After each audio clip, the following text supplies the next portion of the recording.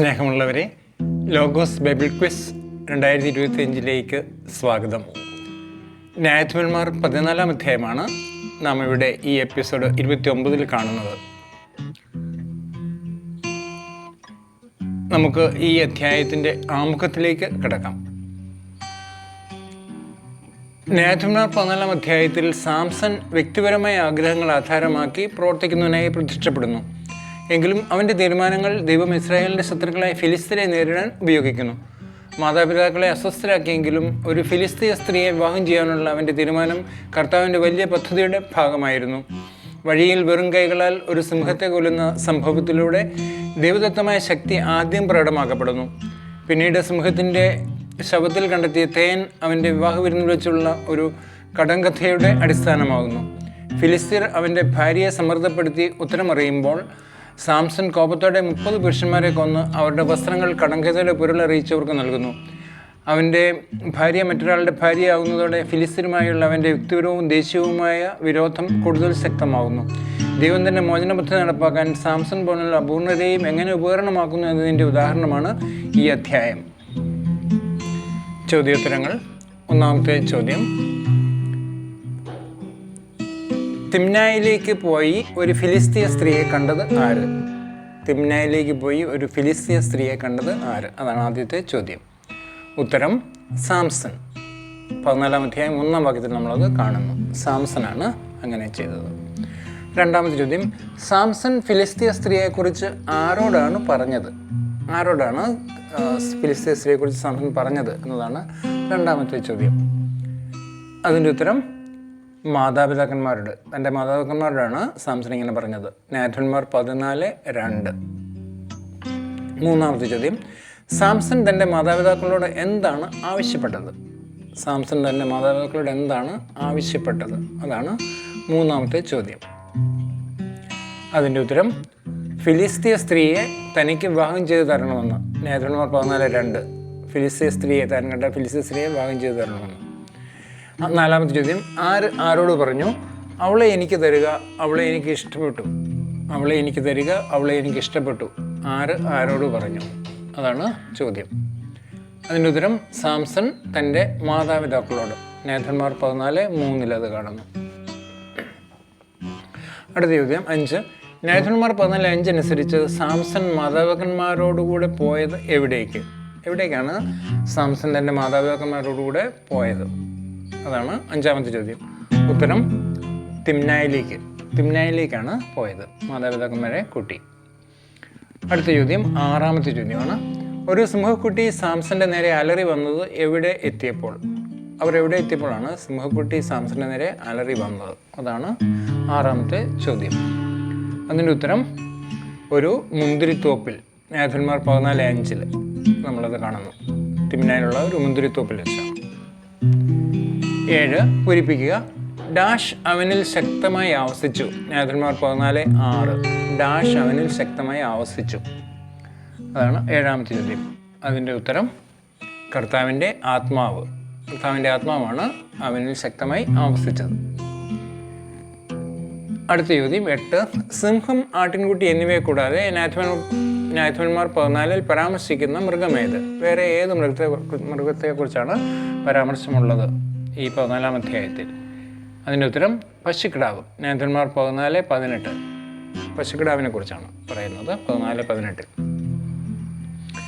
9ാമത്തെ ചോദ്യം: സിംഹത്തെ ചീന്തിക്കളഞ്ഞ കാര്യം സാംസൺ അറിയിക്കാഞ്ഞത് ആരെയാണ് ഈ കാര്യം അറിയിക്കാഞ്ഞത്? താൻ സിംഹത്തെ ചീന്തിക്കളഞ്ഞ കാര്യം. ഉത്തരം മാതാപിതാക്കന്മാരെ അറിയിച്ചില്ല അവൻ. ന്യായാധിപന്മാർ 14:6 അത് കാണുന്നു.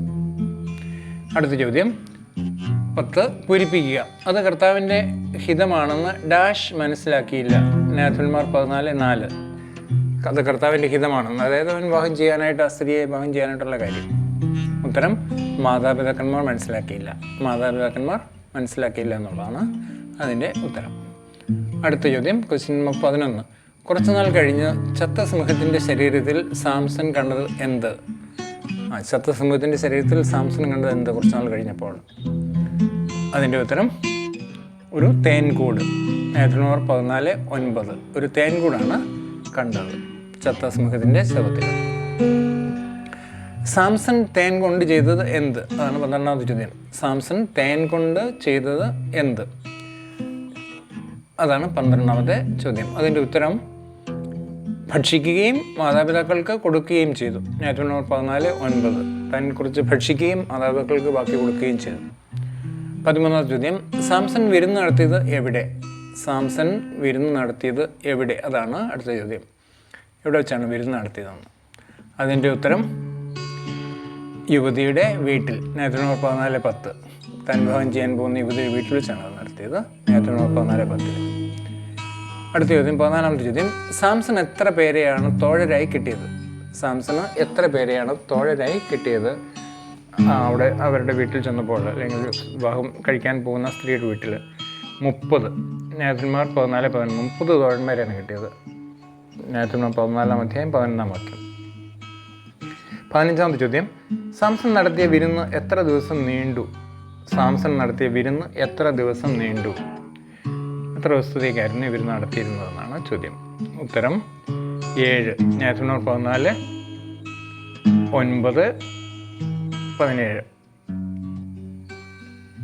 16ാമത്തെ ചോദ്യം പൂരിപ്പിക്കുക.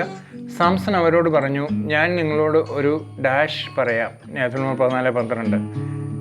അവരോട് പറഞ്ഞു, ഞാൻ നിങ്ങളോട് ഒരു ഡാഷ്. എന്താണ് അവിടെ? ഉത്തരം കടങ്കഥ പറയാമെന്നാണ്. കടങ്കഥ.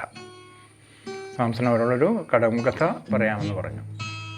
അടുത്ത ചോദ്യം 17. കടങ്കഥയുടെ ഉത്തരം പറയുവാൻ തോഴർക്ക് ലഭിച്ച ദിവസങ്ങൾ എത്ര? എത്ര ദിവസങ്ങളാണ് അതിനുത്തരം പറയാനായിട്ട് തോഴർക്ക് ലഭിച്ചതെന്നുള്ളതാണ് 17ാമത്തെ ചോദ്യം. അതിൻ്റെ ഉത്തരം 7 ദിവസങ്ങൾ. ന്യായാധിപന്മാർ 14:12. 7 ദിവസങ്ങളാണ് അവർക്ക് ഉത്തരം പറയാനായിട്ട് ലഭിച്ചത്. അടുത്ത ചോദ്യം 18. സാംസൺ തൻ്റെ കടങ്കഥയുടെ ഉത്തരത്തിന് എന്ത് പാരിതോഷികമാണ് വാഗ്ദാനം ചെയ്തത്? എന്ത് സമ്മാനമാണ് കൊടുക്കാമെന്ന് പറഞ്ഞിരുന്നത് സാംസൺ കടങ്കഥയ്ക്ക് ഉത്തരം പറയുന്നവർക്ക്? ചണവസ്ത്രവും വിശേഷ വസ്ത്രവും. ന്യായാധിപന്മാർ 14:12. അതിൻ്റെ ഉത്തരം ചണവസ്ത്രവും വിശേഷ വസ്ത്രവുമാണ് വാഗ്ദാനം ചെയ്തത്. ന്യായാധിപന്മാർ 14:12. 19ാമത്തെ ചോദ്യം പൂരിപ്പിക്കുക. ഭോക്താവിൽ നിന്ന് ഭോജനവും മലനിൽ നിന്ന് ഡാഷും പുറപ്പെട്ടു. ന്യായാധിപന്മാർ 14:14. ഭോക്താവിൽ നിന്ന് ഭോജനവും മലനിൽ നിന്ന് ഡാഷ്. മാധുര്യവും പുറപ്പെട്ടു. അപ്പം ആ വേർഡാണ്, മാധുര്യം എന്നുള്ള വേർഡാണ് അവിടെ മിസ്സിങ്. അടുത്ത ചോദ്യം 20. ദരിദ്രനാക്കാനാണോ നിങ്ങൾ ഞങ്ങളെ ക്ഷണിച്ചു വരുത്തിയത്? ദരിദ്രരാക്കാനാണോ നിങ്ങൾ ഞങ്ങളെ ക്ഷണിച്ചു വരുത്തിയത്? ന്യായാധിപന്മാർ 14:15. തോഴർ സാംസന്റെ ഭാര്യയോട് പറഞ്ഞു. അതിൻ്റെ ഉത്തരം തോഴർ സാംസന്റെ ഭാര്യയോട്. 21. സാംസന്റെ കടങ്കഥയുടെ പൊരുൾ പട്ടണവാസികൾ വെളിപ്പെടുത്തിയത് എപ്പോൾ? കടങ്കഥയുടെ പൊരുൾ പട്ടണവാസികൾ വെളിപ്പെടുത്തിയത് എപ്പോൾ എന്നാണ് 21ാമത്തെ ചോദ്യം. അതിൻ്റെ ഉത്തരം 7-ാം ദിവസം സൂര്യാസ്തമയത്തിന് മുൻപ്. ന്യായാധിപന്മാർ 14:18. 7-ാം ദിവസം സൂര്യാസ്തമയത്തിന് മുൻപാണത് വെളിപ്പെടുത്തിയത്. 22. ആരോട് പറഞ്ഞു, തേനിനേക്കാൾ മാധുര്യമുള്ളത് എന്ത്, സിംഹത്തേക്കാൾ കരുത്തുള്ളത് ആര്?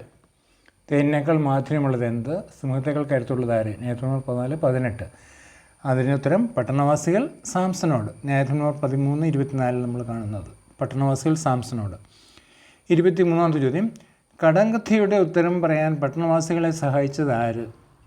ആരാണ് പട്ടണവാസികളെ സഹായിച്ചത് ഈ കടങ്കഥയുടെ ഉത്തരം പറയാൻ? ഉത്തരം സാംസന്റെ ഭാര്യ. ന്യായാധിപന്മാർ 14:17 നമ്മൾ കാണുന്നത്. സാംസന്റെ ഭാര്യയാണ് അവരെ സഹായിച്ചത്. അടുത്ത ചോദ്യം 24. ന്യായാധിപന്മാർ 14:19 പരാമർശിക്കുന്ന പട്ടണം ഏത്? ഏത് പട്ടണത്തെക്കുറിച്ചാണ് ന്യായാധിപന്മാർ 14:19 പരാമർശിക്കുന്നത് അവസാന ഭാഗത്ത്? അതിൻ്റെ ഉത്തരം അഷ്കലോൺ എന്ന പട്ടണത്തിനെ കുറിച്ചാണ് പറയുന്നത്. അവിടെ സാംസൺ അങ്ങോട്ട് പോയി അവിടെയുള്ള 30 പേരെ കൊന്ന കാര്യമൊക്കെ പറയുന്നു. 25. കോപാക്രാന്തനായി സാംസൺ തൻ്റെ പിതാവിൻ്റെ ഭവനത്തിലേക്ക് പോയ ശേഷം അവൻ്റെ ഭാര്യയ്ക്ക് എന്ത് സംഭവിച്ചു? സാംസൺ സ്വന്തം ഭവനത്തിലേക്ക് പോയി കഴിഞ്ഞാൽ, പിതാവിൻ്റെ ഭവനത്തിലേക്ക് പോയി കഴിഞ്ഞാൽ സംഭവിച്ചു എന്നാണ് ഭാര്യയ്ക്ക്. അവൾ സാംസൻ്റെ മണവാളത്തോഴൻ്റെ ഭാര്യയായി. ന്യായാധിപന്മാർ 14:20 അനുസരിച്ച് സാംസൻ്റെ മണവാളത്തോഴൻ്റെ ഭാര്യയായി. May God bless you all. Thanks for watching. If you enjoyed this video, please take a moment to like, share and subscribe. Let's all work together to spread the word. Thank you so much. See you in the next edition. Joseph for JJ Logos 316.